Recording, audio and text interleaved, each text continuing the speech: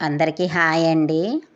పాలకూర ఆలుగడ్డతో ఈజీగా 10 నిమిషాల్లో రెడీ అయిపోయే కర్రీని చేసేద్దామండి. కడాయి వేడెక్కాక 2 టేబుల్ స్పూన్ల ఆయిల్ వేసుకుందాము. అలాగే ఆలుగడ్డలు కూడా వేసుకొని మంచి గోల్డెన్ కలర్ వచ్చే వరకు వేయించుకుందామండి. కడిగి కట్ చేసుకున్న పాలకూరని కూడా వేసి వేయించేసేసుకుందాము. బాగా కలిపి ఒక 2 నిమిషాలు మూత పెట్టుకుందామండి.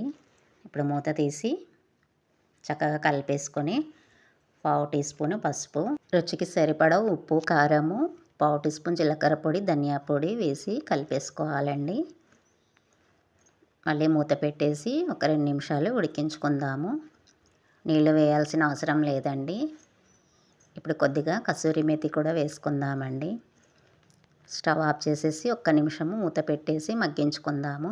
ఈ కర్రీ చపాతీలోకి చాలా బాగుంటుందండి. ఒకసారి ట్రై చేసి చూడండి.